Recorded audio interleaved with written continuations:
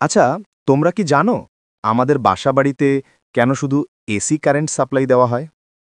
যদিও আমাদের বেশিরভাগ ডিভাইসই তো ডিসি দিয়ে চলে।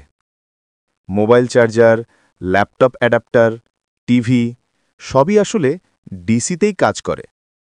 এমনকি ঘরে যে এলইডি বাল্ব জ্বলে, সেখানেও থাকে একটি ড্রাইভার সার্কিট, যা এসিকে ডিসিতে কনভার্ট করে।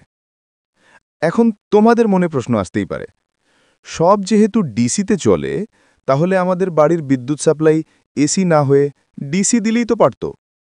তাহলে সরাসরি বিদ্যুৎ বোর্ড থেকেই পাওয়ার নিয়ে সব ডিভাইস চালাতাম, অ্যাডাপ্টারের দরকারই হতো না, তাই না? খরচও কমে যেত। কিন্তু আসলে ব্যাপারটা উল্টো। ডিসি দিলে খরচ কম নয়, বরং অনেক বেশি হয়ে যেত।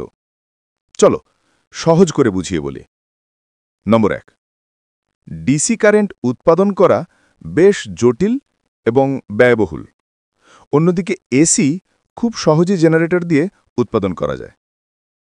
নম্বর ২, ডিসি কারেন্ট তারের মাধ্যমে বেশি দূরে পাঠানো যায় না, কারণ এতে লস অনেক বেশি হয়। কিন্তু এসি খুব সহজেই কম লসে বহু দূর পর্যন্ত পাঠানো সম্ভব। নম্বর ৩, এসি এর সবচেয়ে বড় সুবিধা হল এটা ট্রান্সফরমারের মাধ্যমে খুব সহজে ভোল্টেজ বাড়ানো বা কমানো যায়।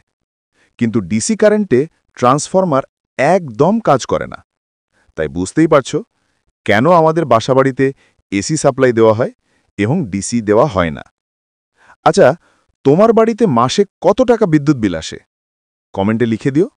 আর পরবর্তী ভিডিওতে দেখাবো কিভাবে বাড়ির বিদ্যুৎ বিল কমানো যায়। তাই ভিডিওটিতে একটা লাইক দিয়ে এখনই সাবস্ক্রাইব করে নাও।